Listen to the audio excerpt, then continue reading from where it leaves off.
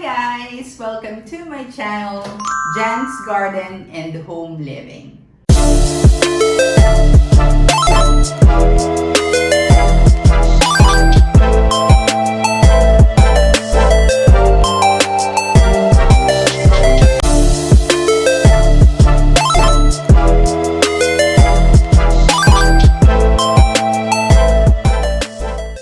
So, how are you guys? I hope you are all doing well and safe.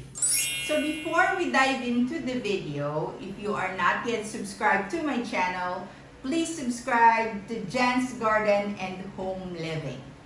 And also, click the notification bell so that you will be notified pag may mga bago tayong uploads. For today's video, as you can see, nakikita nyo naman sa aking table ngayon, this is a very famous plant and we will be talking about pothos. Okay. So pothos is one of those plants, guys, na sobrang madali siyang alagaan.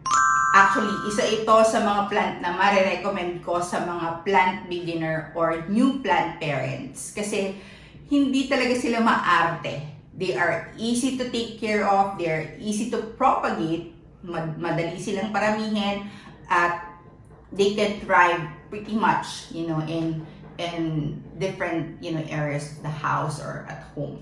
But I will be talking about how they will thrive in each location and what are the different care tips for these plants. And also, i-share ko rin sa inyo paano ba mag-propagate ng pothos. So, before I dive into the care tips, I would like to share my varieties. So, these are the only varieties that I have right now. So, nagsimula lang ako actually sa iisang pot. And when I visited this garden center, yung isa sa mga na-feature ko, Rona's Garden, papastart pa lang ata yung pandemic noon. I got one marble queen. At that time, they named it golden pothos. Yun yung sabi nung nag-assist sa akin is golden pothos siya. But eventually, while I researched about this plant, marble queen pala siya. So, eto na siya. Ito yung pinaka-mommy plant. And nung nabili ko siya, guys, sobrang maliit pa siya.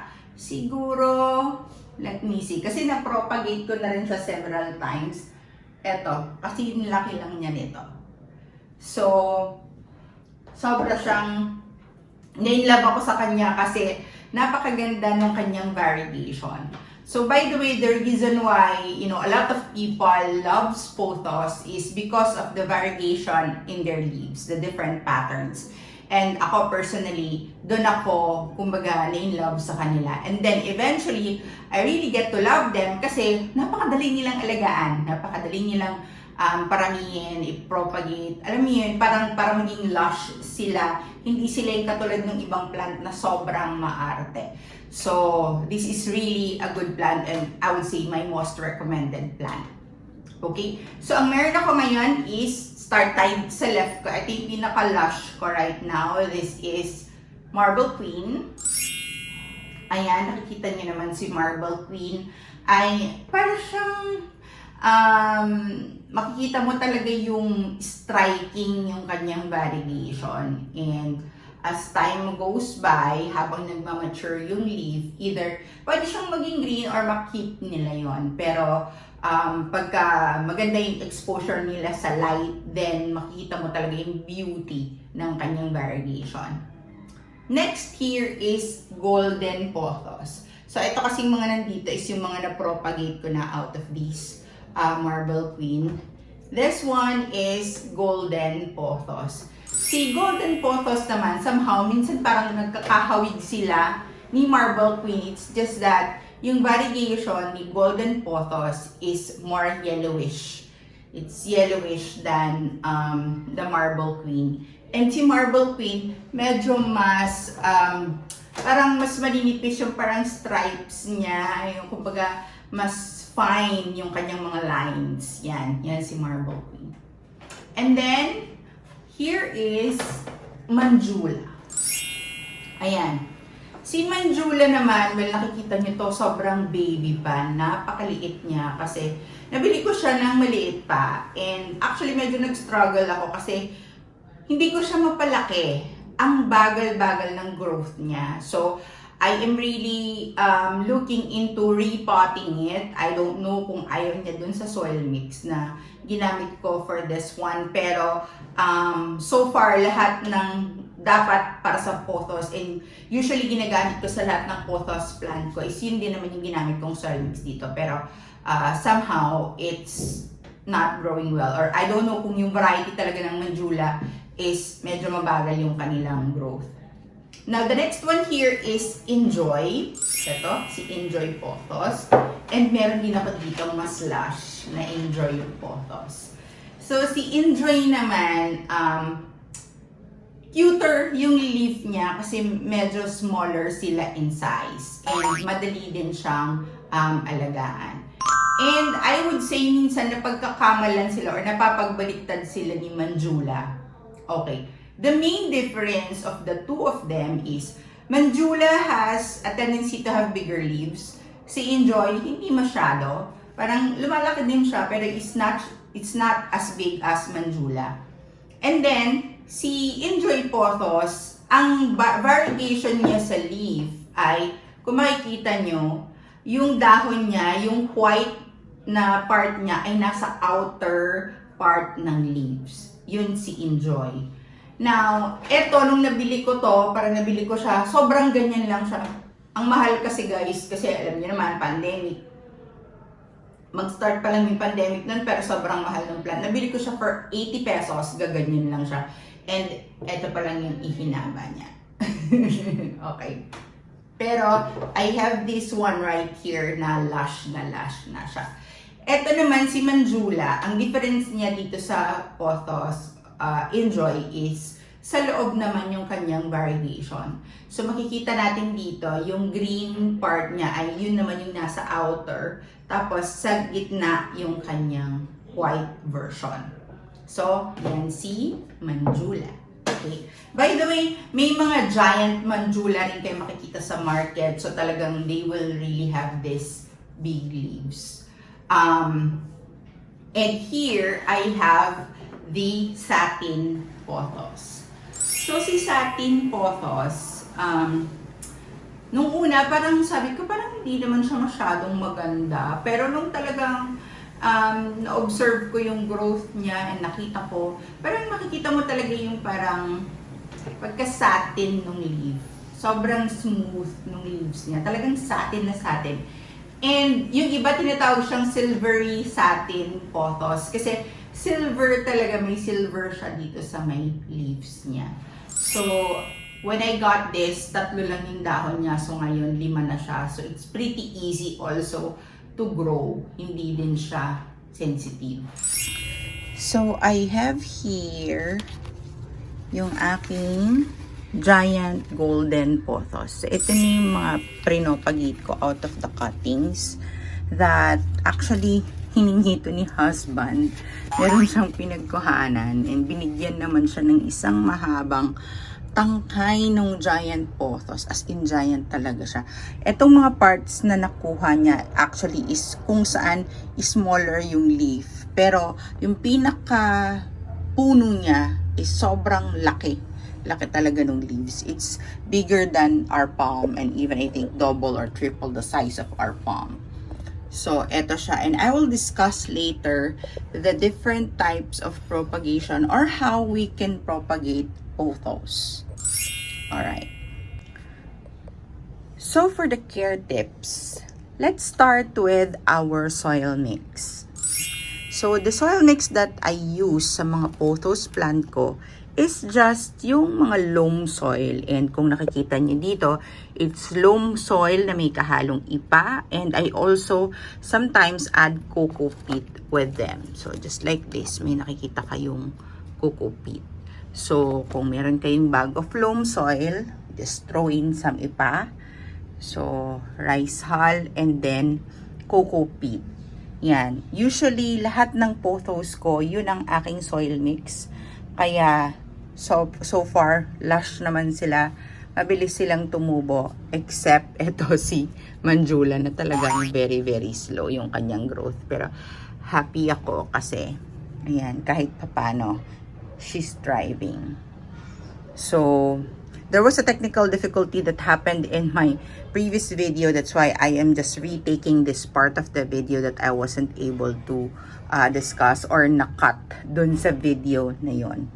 So, this is just the soil mix that we use. And now, let's move to watering. So, si Pothos, sobrang forgiving niya pagdating sa watering. Kung mamiss man natin siya, then let's just water them. Pero ideally kasi, let's wait for the soil or topsoil to dry up before we water them. I think at least mga 1 to 2 inches deep dry bago natin sila diligan ulit. Pero wag din naman natin paabutin na yung tipong sobrang madry hanggang sa pinakadulo ng roots na nasa sa ilalim kasi doon naman na siya masisira. Doon na siya tutubuan ng mga fungus and all. So, dapat kailangan makip din natin na moist yung sa may roots niya. And, since aerial kasi talaga siya, yung watering natin dapat in a regular schedule. Huwag natin pababayaan. Pero usually naman itong mga to sobrang forgiving pagdating sa watering. Overwatering, somehow, hindi naman yung tipong, halimbawa, nakita mo medyo basa pa, na-water mo siya, ay baka syempre, to avoid root rotting, kailangan, yun, let's wait. Ideally, let's wait for the soil to dry up. Yun yung aking most recommended. Now, pagdating sa light exposure. Okay. Light exposure or sunlight exposure has a lot of things to do on how they will grow, on how they will show their beauty. Kasi, itong mga pothos, kapag they can actually thrive both indoor and outdoor. Pero kung gusto natin silang mabilis lumago, mabilis dumami yung dahon, lumaki yung dahon, at lumabas yung variegation, dapat nasa indirect sunlight sila. So, they should be in a bright, indirect sunlight. Indirect meaning, huwag naman yung tinatamaan ng araw. Okay lang, basta morning sun, nasa direct sunlight sila, okay lang yon. Basta morning sun. Kasi sa sobra guys, I observe dito sa garden ko, unfortunately, in my garden, afternoon sun lang or yung noon sun lang ang tumatama kasi yun lang talaga yung part ng parang natatamaan yung area ng plants dahil kumbaga natatamingan ng walls. So, what I did, I really use mga pang-filter. Meron akong plastic sheet, meron akong net to make sure na nag-circulate pa rin yung hangin at the same time na-filter yung sun. Pero kung morning, I think they are okay. And if they are in a very good light exposure or sunlight exposure, doon makikita mo talaga sobrang beautiful ng kanilang variegation and yung kanilang mga leaves. Eto, for example, eto si Marble Queen. Si Marble Queen, dati itong nasa labas. Nilagay ko siya sa loob nung ginawa ko siyang trailing na ganito. Start ko siyang itrinil. Nilagay ko sa pool na ganyan. Kasi dati nakalaylay lang siya. Pinasok ko siya dito sa loob ng room kasi I really love to see plants inside the house. Kaya lang, ang naging tendency niya is nagkaroon ng yellowing ng leaves. Sige, eto tanggalin ko na siya. Yan, naninilaw yung leaves niya.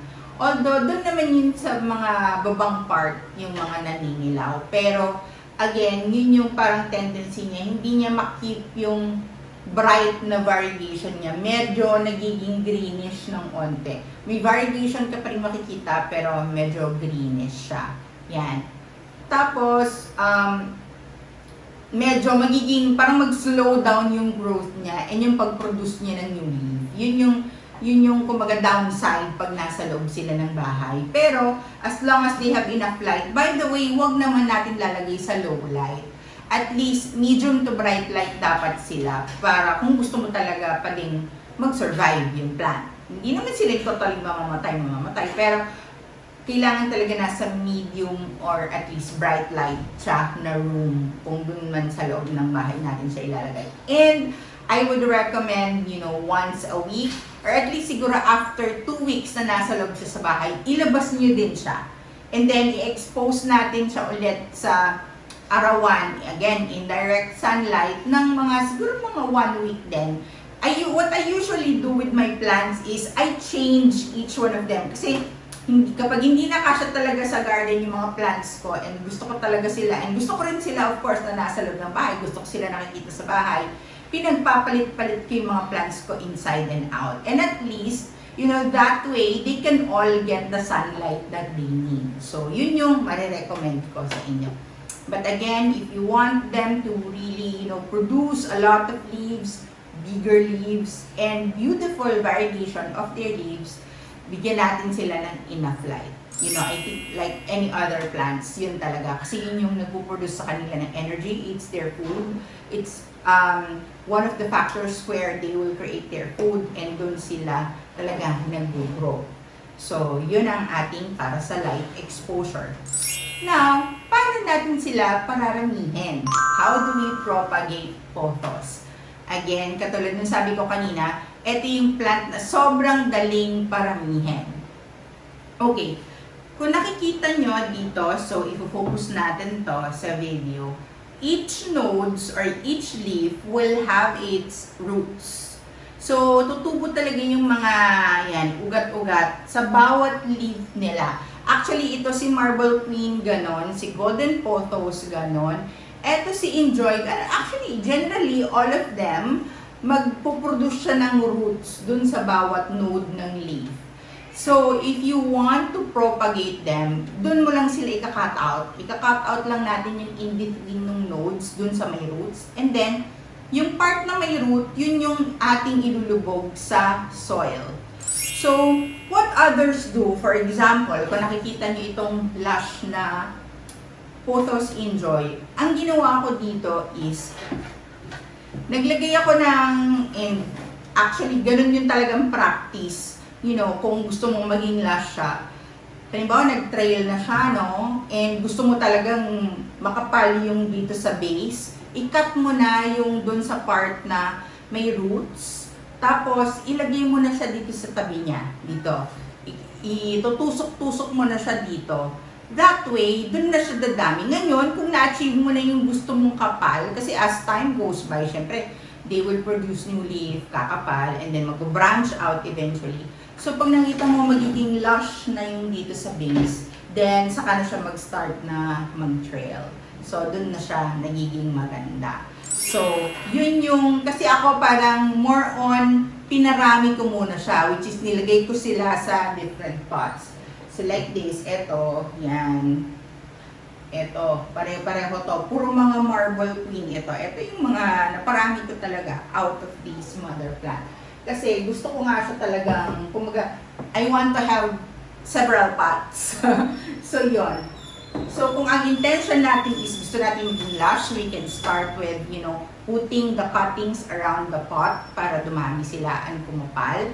And if you wanted to put them in different pots, kasi gusto natin marami tayong pots ng pothos, then we can put them in different pots. Again, hindi siya mahirap. Siguro napakaliit ng chance na mamatay yung pothos na yun. Siguro kung talagang sobrang neglected, hindi na natin diniligan, hindi natin nilagay sa tamang light exposure, probably may tendency siyang mamatay. Pero guys, sobrang madali siya. So like what I've said, let's use the nodes. Ito, kung nakikita nyo to, ilang mga branch to. Giant Golden Pothos kasi ito, and it's my first time to propagate them. And first time ko rin magkaroon.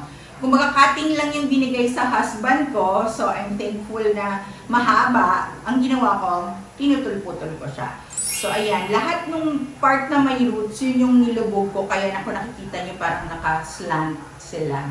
Kasi I made sure na nakalubog sa soil yung part na may roots. Tapos, nilagay ko sila sa iisang pot kasi gusto ko siyang kumapal. So, yun yung technique, guys, that you can do for your pothos. I would say in any of these varieties, you can do that.